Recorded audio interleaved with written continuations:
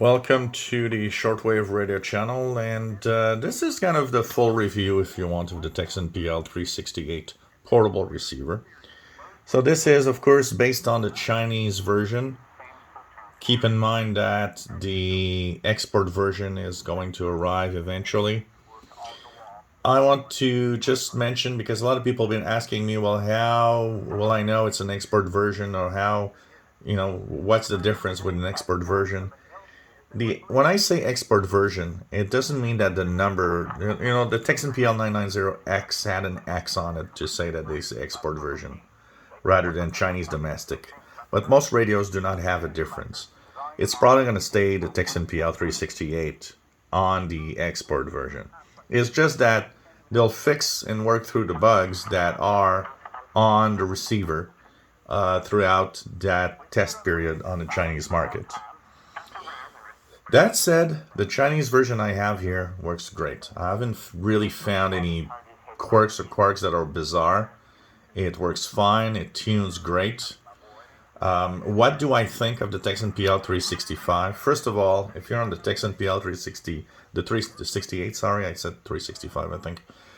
If you are on the PL-365, you're thinking about something same form factor and with a keypad, this is a winner, and you will want to move to this. Absolutely. It performs as well, if not better, than the original. It is as sensitive. I would say probably not more sensitive, but it is as sensitive as the Counticom GP5 slash Tecsun PL-365. But you add a keyboard to it, and it makes it a lot more interesting to tune around. Add ETM Plus, which is by time, which means you have different pages of time with your scans, and that it's faster, almost double as fast, and very good, even more sensitive on ETM. It's actually really nice. Comes in different colors. Will come in, I believe, black, charcoal gray, and orange, like you see here, or yellow, for depending on what color you want to call this. It is a general coverage receiver, so it goes from long wave, medium wave, short wave. Has a little bit of gap in the long wave, I believe, before it reaches the medium wave, but apart from that, it works great. It's really full coverage. Single sideband with separate upper-lower sideband, which is really nice. The radio is sensitive, has pretty nice audio for a small form factor. Keep in mind, speaker is small, so if you're looking for something that has better audio, a bigger radio, of course, like the Tecsun PL-368, for example, definitely has better sound. It is DSP based, so the digital signal processing chip means that when you tune around, it mutes. But not a lot. But maybe enough for you to be annoyed. It's less apparent on the single sideband. And one of the things that's cool of the single sideband is the fact that it actually tunes down to 10 hertz precision. That also is something nice to know. It is relatively precise already out of the box. There is one little thing to know. There's a difference in upper-lower sideband when precision. So if you are calibrating it to perfect tone in upper sideband, it might be a little off on lower sideband. That is something I've seen also on the Tecsun PL-330. But overall, it's not that much of a difference. Not enough to be that annoying, honestly, and it still gives you pretty decent reception. Of course, it has memory channels. It has the antenna jack that has, of course, the famous outboard ferrite antenna that you can rotate that is included in the box. It is overall a great performer. I really love it. I'm happy to have it, to own it. If, of course, it means my GP5 is probably not gonna be used that much after this one, because the keypad adds so much to the experience that it's just amazing. The way that you tune, of course, different steps for single sideband and AM, so different bandwidths available also.